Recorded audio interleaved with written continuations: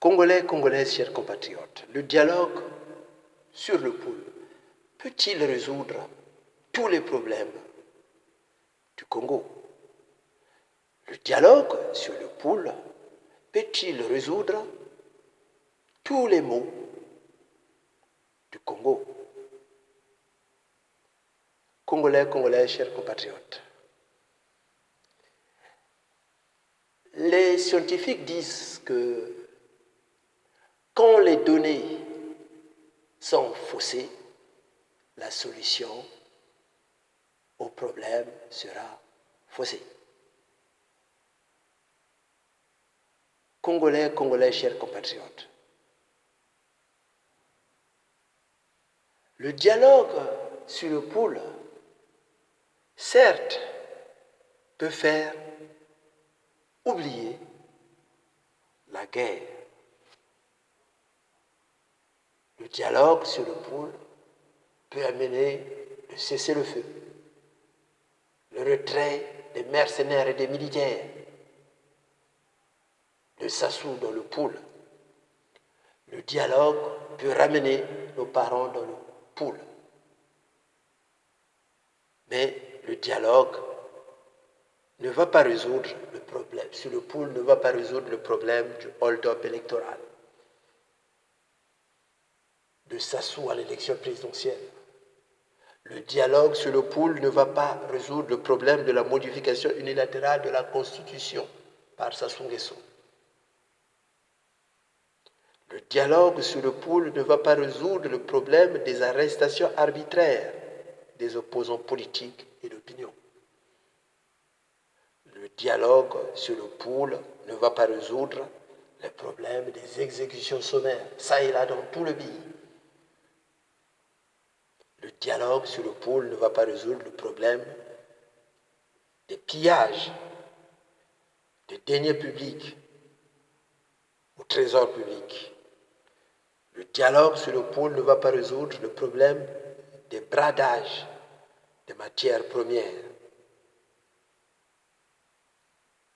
Le dialogue sur le poule ne va pas résoudre le problème de détournement des milliards de la vente du pétrole.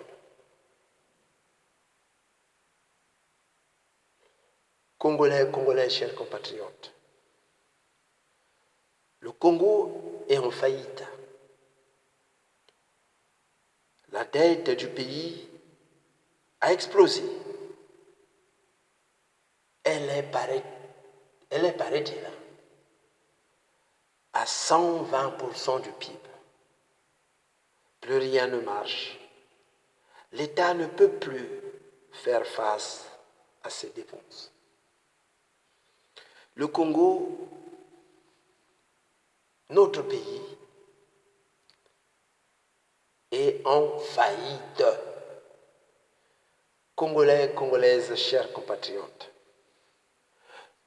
le Congo doit démanteler ces vieilles recettes coloniales désuètes, basées sur le tribalisme nord-sud, afin de bâtir une économie forte, capable de faire face aux besoins du pays. Congolais, Congolaises, chers compatriotes, le dialogue sur le poule ne peut pas résoudre le mal qui mine notre pays. Parce que la crise du poule n'est qu'une conséquence du hold-up électoral de Sassou Nguesso à la dernière élection présidentielle. Congolais, Congolaises, chers compatriotes, si Sassou Nguesso a bombardé le département du Poule et commis un génocide dans ce département, c'est pour faire peur et pour faire oublier son hold-up électoral et le changement unilatéral de la Constitution qui l'empêchait d'un troisième mandat successif pour des raisons de 2 mandats et d'âge. Parce qu'il y avait des articles dans cette Constitution qui l'empêchaient. L'âge limite était à 70 ans, ça soit à plus de 70 ans. Si Sassou Nguesso a modifié cette constitution, c'est avec la complicité de M. François Hollande. Congolais, Congolaises, chers compatriotes, la guerre dans le département du Pôle n'a été qu'un moyen pour reléguer au second plan son hold-up électoral et sa modification de la Constitution. Congolais, Congolaises, chers compatriotes, en tant que fils du Pôle et en tant que Congolais, certes, le Pôle a connu un génocide. Les maisons ont été brûlées et cassées, village par village et district par district. Pire, des milliers de corps ont été jetés dans les fosses communes. Et beaucoup de sinistrés sont encore dans des camps de concentration, dans la Bouenza, dans le Pôle à Kinkala. D'autres sont terrés dans la forêt.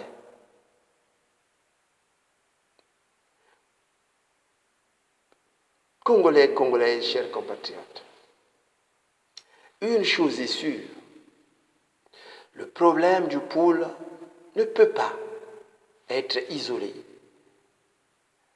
de la crise issue du hold-up électoral, de la crise économique et financière qui touche notre pays. Congolais, Congolaises, chers compatriotes, ce n'est donc pas un dialogue sur la crise du Pôle qui va mettre en place la bonne gouvernance que réclame le FMI. Ce n'est donc pas le dialogue sur le Pôle qui va résoudre la crise issue de la modification de la Constitution et du hold-up électoral de Sassou à l'élection présidentielle. Ce n'est donc pas le dialogue sur la crise du Pôle qui va résoudre ou qui va traiter du sort des prisonniers politiques et d'opinion. Monsieur Makaya Paulin est en prison. Monsieur Mokoko est en prison. Monsieur Okombi est en prison. Monsieur Jean Gouabi est en prison. Il y a beaucoup de gens parfois qu'on ne connaît pas, qui sont en prison. Congolais, Congolais, chers compatriotes, le problème ou la crise du Congo est une crise de fond et non une crise de surface. Cette crise touche tous les domaines du pays, département par département. Congolais, Congolaises, chers compatriotes, ramener la crise du Congo à la crise du Pôle est une escroquerie politique. Ceux qui parlent du dialogue sur le Pôle comme étant l'alpha et l'oméga qui va résoudre le problème du Congo sont des traîtres au service de Sassou Nguesso. Congolais, Congolais, chers compatriotes, Sassou Nguesso est coincé. Il a ruiné le pays en cherchant à corrompre le monde entier en vue de la reconnaissance internationale de son régime. Il a mis en place cette politique depuis 1997 jusqu'à nos jours. Les mauvaises langues du monde entier affirment que oui, monsieur 8% a financé la COP 21 pour avoir une reconnaissance internationale. Monsieur 8% a financé les partis politiques français, pouvoir et opposition confondus, pour avoir une reconnaissance internationale. Monsieur 8% a prêté de l'argent aux pays de l'Afrique de l'Ouest ayant participé à la colonisation du Congo,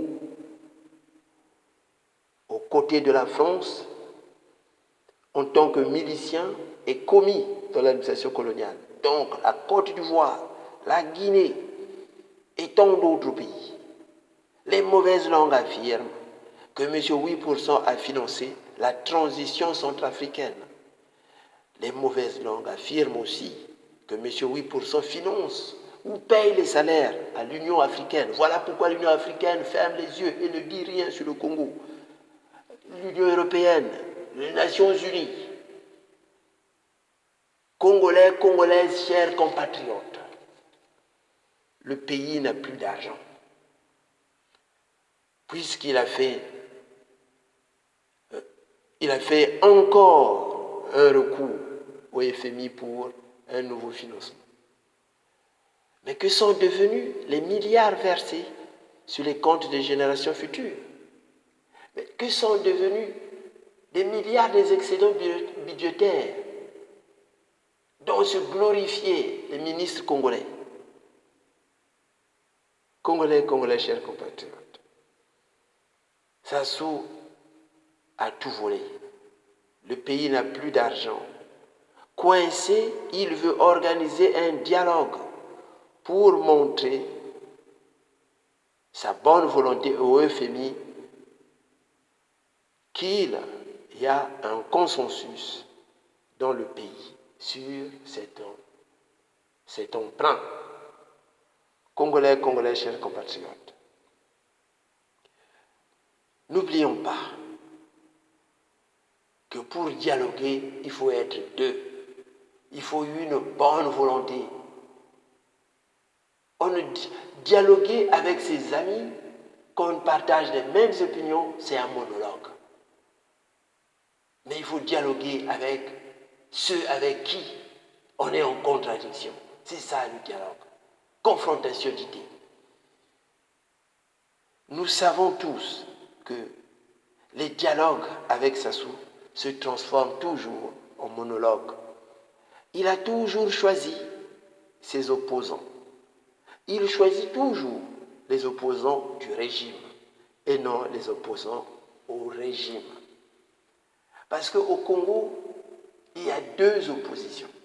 Il y a des opposants du régime, donc des opposants fabriqués par le régime pour jouer le rôle d'opposants. Et les opposants au régime que le pouvoir rejette, que le pouvoir ne reconnaît pas, que le pouvoir refuse même la participation aux élections. C'est ceux-là que M. Sassou n'accepte pas à ce dialogue. Dialoguer avec M. Sassou, c'est accepter la soumission. M. Sassou n'organise que le monologue, pas de dialogue. M. Lissouba et M. Sassou et M. Kolla n'ont jamais dialogué avec M. Sassou. M. Mungunga, paix à son âme, qui avait tendu la main, qui voulait le dialogue. M. Sassou Nguesso lui a refusé le dialogue jusqu'à sa mort. Ceux comme M. Mirassa, qui pensent que M. Sassou Nguesso peut organiser un dialogue, qu'ils peuvent aller au dialogue de Sassou, mais M. Mirassa doit se rappeler. M. Mirassa demandait un dialogue avant la tenue des élections présidentielles. Que lui répliquait M. Sassou Nguesso? M. Sassou Nguesso a organisé plusieurs dialogues, contre plusieurs monologues. M. Mirassa et les autres du FROCAD IDC, ils n'ont pas été acceptés à ces dialogues. Donc venir prôner le dialogue, que nous allons partir au dialogue, mais avec Sassou, on ne dialogue pas. Sassou n'organise que des monologues. Congolais, chers compatriotes, nous devons réfléchir. Ce qu'il nous faut, ce n'est pas un dialogue. C'est une conférence nationale. Toutes les conditions sont réunies. La conjoncture internationale est en notre faveur. Le pays est en faillite. Donc, toutes les forces vives du pays doivent se retrouver On doit dresser un bilan du pays. On doit savoir d'où nous venons, où sommes-nous, où allons-nous. Le problème du pool, c'est une conséquence de la crise électorale. Donc, c'est un problème qu'il faut gérer d'une façon globale avec les autres problèmes. M. Ntoumi doit nous dire, puisque Ntoumi, on lui reproche d'avoir attaqué Brazzaville, M. Ntoumi doit nous dire pourquoi il avait attaqué Brazzaville. Et pourtant, les habitants de Bakele, de Bakongo, tous affirment jusqu'aujourd'hui, ce jour-là, à la veille de la proclamation des résultats de l'élection présidentielle, que c'était la milice de Hildebert Moani qui avait attaqué Bakele et Bakongo. Mais pourquoi M. Ntoumi a accepté, via Voix de l'Amérique, que c'était sa milice? M. Ntoumi doit s'expliquer.